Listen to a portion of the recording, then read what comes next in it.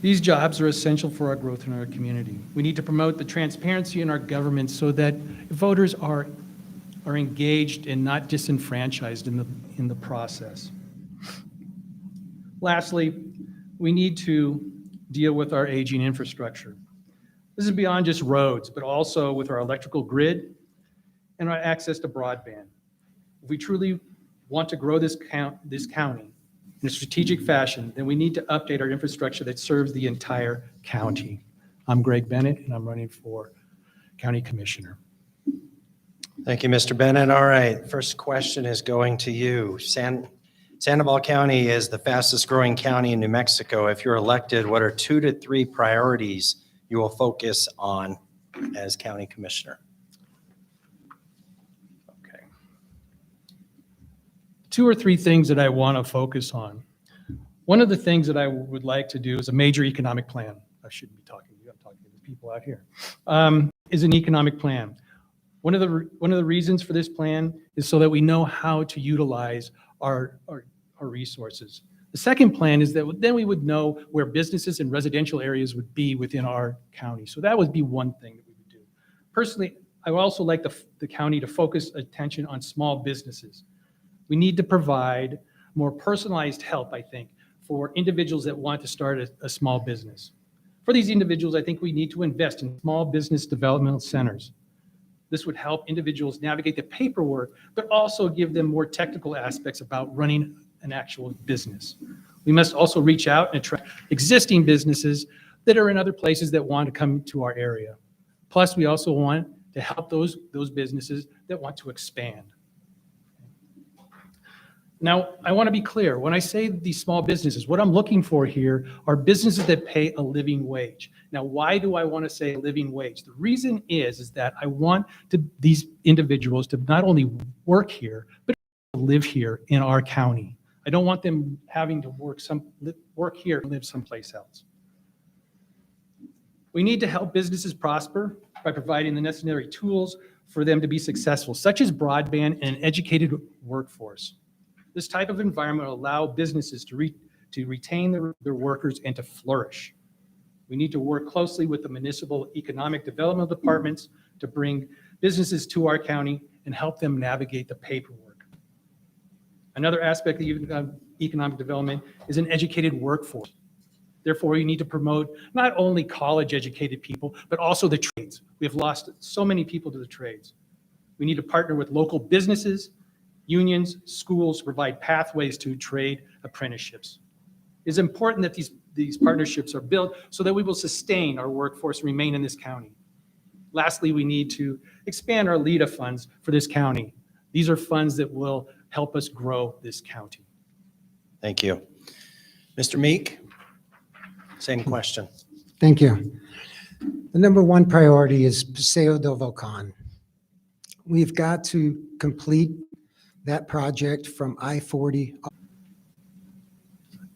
One of the things that I have, one of the issues I have is an economic development plan for Sandoval County, is an educated workforce. As such, we need college-educated people. We'll always need college-educated people, and we need to help them get through their college as best we can. The governor's already taken care of that. I'm not going to worry about them so much. However, I do think that the trades, those people that don't follow traditional college-oriented jobs, that we also give them some support as well. For however wants to learn how to be a trade, I think this should be available to them. We know that trades have been severely affected by the push to keep students in this line of going from high school to college and on. However, this is not for everybody. People want to have jobs, and sometimes the jobs aren't just in education. These jobs are in the trades. So where do they get them? One of the things is that we could start offering this education to children, or not children, but people in high school. I think that's a great start. And the reason is it gives them an opportunity to see another career path than just going to college. This is why we need to cooperate with local businesses, unions, and schools to promote this path to trade apprenticeships. While there will always be a need for college education and those individuals that come from it, you have to remember that it is the trades that actually build our partnerships with schools such as CNM, the unions, to build this and maintain a sustainable workforce that is educated and remains in our county for it. Thank you. Commissioner Meek, the same question. Well, we collaborated with CNM to develop Upskill Sandoval County. It's a workforce development program that provides opportunities for local workers to pursue training, education, and this is free for Sandoval County residents. And this workforce development with local government has helped displaced workers and also will help people receive funding for training. In addition to that, I would like to say that to tie into the workforce expansion and upskilling, we just had meetings with the area, which is the Albuquerque Regional Economic Alliance. And these people we were the first public entity to join this group, and it is about economic development for the whole area. We met with them, and they will be looking at us to provide a bigger footprint for the area. We were left out of many of these discussions before about what was happening because we were discussing things in the county and no one down the hill really cared what we were talking about. So hopefully those discussions with the area will bring us some more businesses. Also, money from the state.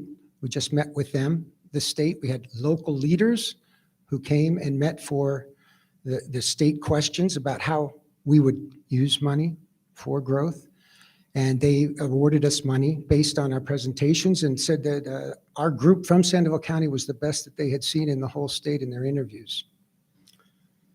So I think Very that'd be good. good. Thank you, Mr. Meek. All right, coming right back to you, Mr. Meek. The next question is, public safety has been a growing concern, particularly with our neighbors. How will you ensure the county throughout your district and the county? Boy, public safety, what do I know about that? You know, I would like to say it is very important to know that we have the best fire rescue departments and law enforcement in the state right here in our area. The key is to keep our personnel trained to a high level and also to provide them a wage that is competitive. We can never pay what they pay in Albuquerque. However, we just have to be competitive because we have a great working environment up here. People want to work. We don't have all of the crime that they have down south and all of the damage being done. Funding for these cameras, to new radios, new vehicles. Equipment is key. You probably heard your grandfather say, the best way to do a job is to have the right equipment. And we are providing our employees with the right equipment and the right training to ensure that we have the best chance at warding off this attack. Thank you, Mr. Meek. Mr. Bennett, same question. Thank you. I'm for it. You know, I think, okay.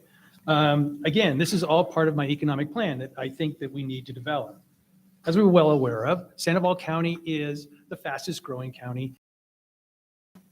As such, we need to plan for that growth. That means we need to begin to anticipate what our public safety growth will be in the future.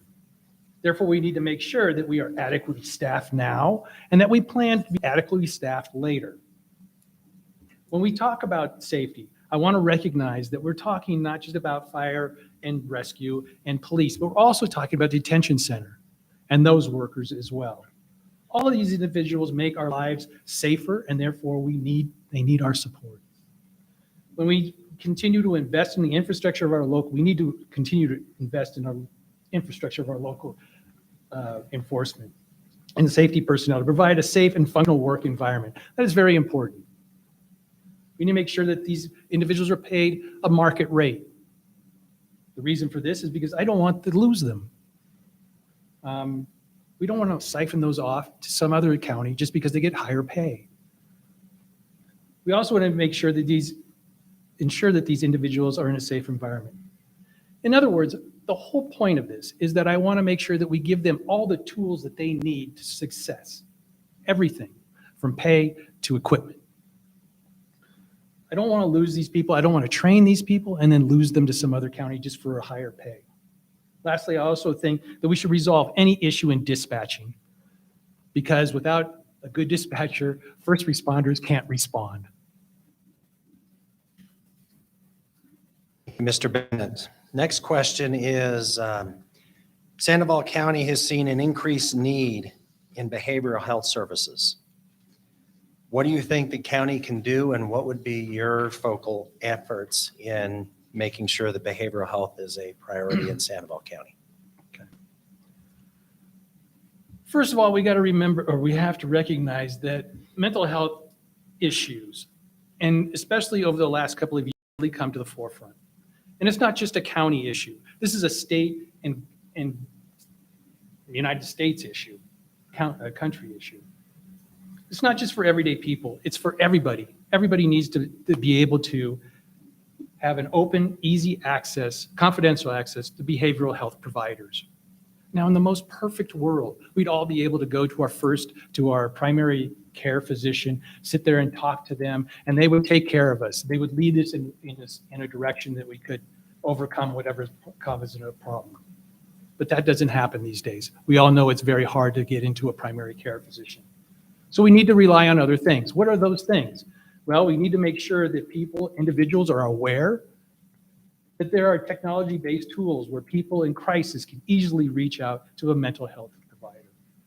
These can be app, or they can be simple call on a phone, where behavioral health workers can be reached so that these people in crisis can be heard and referred. If there's more of a problem, they can be referred to more intimate person-to-person consults. These types of technologies have proven to be extremely effective. Lastly, I think that we need in this county to invest in certified community behavioral health clinics, which will provide the help to those who need at very low cost. Now, I realize with all this saying that the county has already started to do this. Okay, I recognize that. And especially helping those people in the jails and helping them overcome their addictions and whatever problems they have that led them to being in jail. Because if we can help them, then they won't be in jail. Maybe they'll be part of society. So I'll leave it at that. Thank you, Mr. Bennett. Mr. Meek, same question around human resource, behavioral health Behavioral services. health, right? Yeah, I said that again, didn't I? Well, thank you for acknowledging that, we are working on these already, trying to improve behavioral health in the county. The problem with little to no money available. Very few dollars are spent helping people who have behavioral health problems and that need to be seen. And that was just an inpatient, forget about getting, if you have to stay in the hospital, as opposed to outpatient. There's too few resources for the numbers and too few dollars for the caseloads. What I'd like to see is some more offices like Presbyterian Medical Service type plan where they see people, they provide primary care physicians in the local area for lower income to middle income families, but they also provide a behavioral health component, and they're able to tie their doctors together so that they're not just dealing with a person one-on-one, they're dealing with the family as a whole, as a unit. I've seen their offices, and they've got a great facility over there on Unser. We also have Sandoval County Regional Medical Center. They've got a bond through the county, and most of it this last time went for a trauma center, which we did need a trauma center to take Category 3 patients to there, so they didn't have to drive all the way into town. But next time a bond comes up, I would like to see those reversed. I would like to see the majority of that money go into behavioral health, because there aren't very many places to get that money from. You can't go to the government and just get those dollars. And right now I have a daughter, and she's a sophomore in college, and I can tell you that there's a big problem with anxiety and in our younger adults, people in high school who are shut in for 2 years, and people who have been out and just are feeling the stresses of the daily grind, and they need help as well. So we need to find a way to expand into the schools. That wasn't yours, okay. And then more money we need for the inmates who are being released. from custody. We want to ensure that the work that they're getting inside there, that they'll be able to continue receiving help once they're out to be successful. So we can reduce that recidivism. Okay. Thank you, Mr. Meek. Next question. This one actually is coming from the audience. I have 3 of these. I'm going to combine it all in one. And this is around voter integrity and voter ID. What is your stance on voter integrity and voter ID? Commissioner Meek, you're up first. Well, I haven't heard this issue come up before, but I'll take a stab at it. What I'd like to say is that voter integrity is very important. We had a meeting. We had a group of individuals that came and were concerned about voter integrity in the county. So we had a meeting where we invited the Republican Party, the Democrat Party, and the Green Party. And we went through all the procedures that happens for the voting process in the county. Through those meetings, we were able to come up with a list of items, and we were able to draft a resolution to send to the state, asking for them to look at improved voter ID, purging of the voter rolls, and several other items. The one issue that continues to be out there is the machines that Dominion. There are some people who feel that we should remove those and go to a hand count. So we did not deal with those 2 issues in our discussions. We took 5 items that we felt we could get traction with at the state level, and we were attempting to get those improved. And we had people who said, why are you doing this? Why are you meeting and talking about this? We have the best election system in the world. I will say, give up wanting to do better. You've admitted defeat. And even making small changes, we're probably the first person in the state to have acknowledged these problems. And I think nationally that we're being looked at as well for moving forward. Thank you, Mr. Chairman. Thank you, Mr. Meek. Mr. Bennett, same question. Over the last years, we've heard from people that have a bias against our election system. Our system is, without a doubt, the best. And I'm not sure that there has been any evidence that it's not. Now, we're all for, everybody's for elections to be no fraud, to be perfect. And are they perfect? To the 99th percent? No. There might be a few things that are wrong. But for the most part, there is absolutely no fraud that was ever found in our elections. Now, people believe that there are fraud, but those people are in the minority, but they're a very loud minority. I don't think that we have to do anything to really help our system along. In our county or in our state, we have paper ballots. If you had problems, we could hand count them. But hand counting, think about it. In the next election, when you sit there and you look at that ballot, you're going to hand count every single vote. We won't know it until the next election. We don't know the outcome until the next election. So that's all I got to say. All right. Thank you, Mr. Bennett. Next question comes right back to you. As a state, we have aging infrastructure, and Sandoval County has a number of aging bridges and roads. New roads are also needed due to our fast growth in Rio Rancho and a number of areas in the county. What will be your priorities on infrastructure in Sandoval County? As for infrastructure, it's a big question. We have roads and bridges that are in disrepair that people are currently using right now, and they need attention. But it goes beyond just roads. We also have to address any inadequacies in our electrical grid and our access to broadband internet. If we are truly to have a county that grows in a strategic fashion, then we have to have a reliable, updated electrical grid as well as broadband access for the entire county. Therefore, we need to bring in more federal money into the county to improve this infrastructure. This is the reason why we need, again, I go back to this, a master plan, so we can figure out what we truly need. I also think that the county needs to work closely with developers to provide new infrastructure, such as protecting our water, which is essential for our growth. and ensuring that the economic burden does not fall back into existing residents. Thank you. Mr. Meek, same question. Well, we have a financial plan at the county. There's a problem is that there's just too many projects and too little money. What we need to be looking at look at grant money to provide will allow businesses to have GPS tracking tested out, as well as electric trucks and other vehicles. We can become one of the nation's first testing areas for that, and there's money available from the federal government right now. We've also have asked for both those, the whole area around that PDV to be developed so that there is good flow of traffic through there. Other items not related to roads, we've put in several $100,000 for water infrastructure here in the city of Rio Rancho when they were digging up Southern Boulevard.